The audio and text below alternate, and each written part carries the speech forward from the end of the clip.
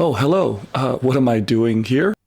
I've always thought that my Laurier Falcon, a watch inspired by a vintage Explorer, could use some Fauxtina. So I took it apart. I'm adding some brushing to the hands, and then I am putting some black tea on the loom to hopefully give it some color. But, it just wasn't taking very well or quickly, so into the bath we go. Yeah, sorry, Lorenzo, about your watch, but there's no turning back from here.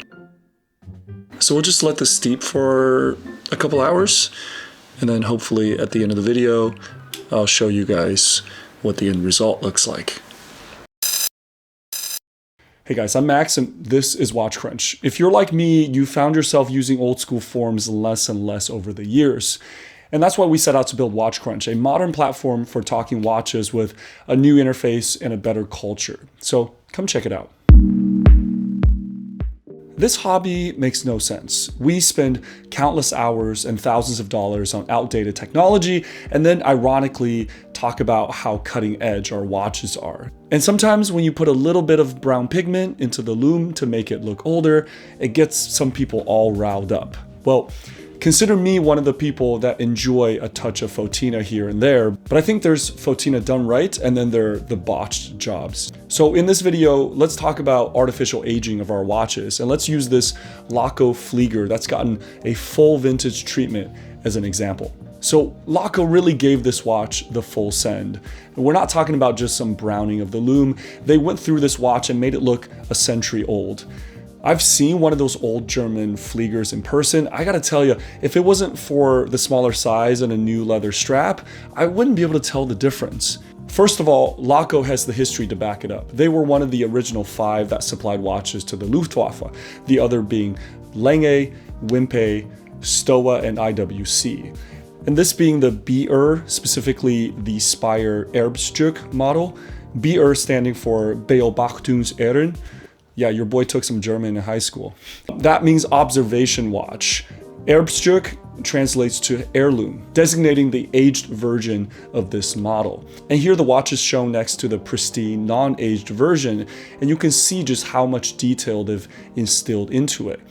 And for that, Laco charges a premium of double the $1,000 for the standard version. That's pretty steep, you might say, but we're not talking about just adding some color to the loom here. I asked Laco about this process, and their response was pretty tight-lipped, and they told me that all the components are aged individually by hand, making each watch unique. The process includes chemical treatments, application of heat, hand scraping, and other ways of discoloring parts. So it makes sense that it would carry a significant upcharge. Now, Fauxtina makes sense on watches that are supposed to look old. The 1940s forefather of this watch is a full 55 millimeters and designed to be strapped to the outside of flight suits. If you're lucky enough to have held one of these museum pieces, they have so much charm and just reeks of history. So when you look at this Erbstück closely, you can see that Laco took care to give it that same wear and tear. The loom is smoked, but unevenly so it doesn't look too intentional. The dial is matted and faded towards the center to give it that natural fume effect. The case has some crusty oxidation at the base of the lugs, and the buckle is even tarnished to a darker color. The craziest detail is that at the edge of the snap-on case back, there are these small pry marks, as if some watchmaker has serviced this watch many times over in its lifetime. So like a pair of distressed denim jeans, it feels worn in and nostalgic. Okay, so now let's talk about when Fauxtina is done poorly and does a watch a disservice. There's a few watches in recent memory that I thought maybe could have used a little less Fauxtina. So the Panerai Pam 915 that I had briefly, I thought that loom was just a little bit dark. I mean, it wasn't a deal breaker, But see, Panerai prides itself on bright lume, and despite what some people will tell you, Fauxtina does affect the brightness of your lume. I mean, think about it. If you put a bunch of brown pigment into something that's supposed to shine, what do you think is going to happen? So I was disappointed to find that on the Pam 915, the lume was outshined by a 10-year-old Pam 177. Another watch where I felt like the lume was a little overdone was the 60th anniversary Trilogy Speedmaster. I had my eye on that watch for a long time, but decided to go in a different direction. I love that watch. It's a faithful recreation of the original CK 2915, but man, that lume is just so dark to the point that even vintage watches rarely get that deep of browns, unless water got into it or something. So when it's that heavy-handed, it sort of loses some of the subtlety about vintage-inspired aesthetics and just becomes too obvious. Because I think at that point, the contrast between a brand new shiny steel case and the faux patina, it just becomes a little too obvious. It leaves me in the uncanny valley.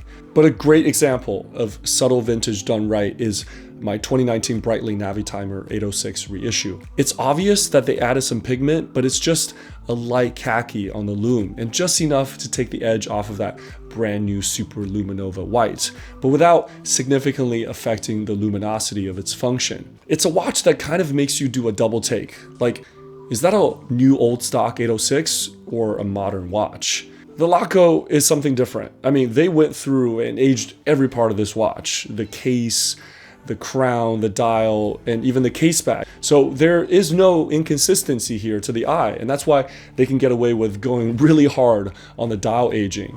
And at 39 millimeters wide and 12 millimeters thin, it also wears extremely well. There's a gently domed sapphire crystal and a modern Solita movement. They didn't age these parts, so you still get the benefit of the modern trimmings.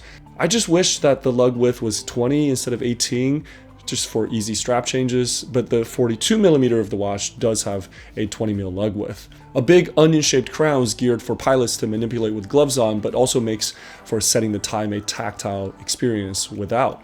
And those big leaf hands are blued, which adds another subtle pop of color. And this Navigator variant has the two concentric circles layout with the minutes on the outer track and the hours on the inner.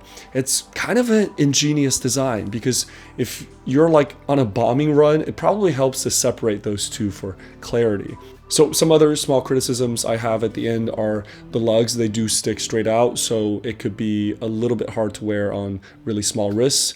But I'm guessing that's because the case shape was already predetermined 80 years ago. And the push-pull crown only offers 50 meters of water resistance. So these are just some of my thoughts on Fauxtina. Having spent a lot of time with this Laco, it's just so charming. I keep picking it back up and wearing it. So here's that Laurier from the beginning of the video. And to me, this watch's design is based on a waffle dial Explorer from the 50s. So I feel like a bit of color does enhance the look. I also put a brushed finish on the hands to take some of the shine out of them. But do you guys enjoy Fauxtina as much as I do? Let's continue this chat on Watch Crunch. Go download the app today, and I'll see you there. Take care.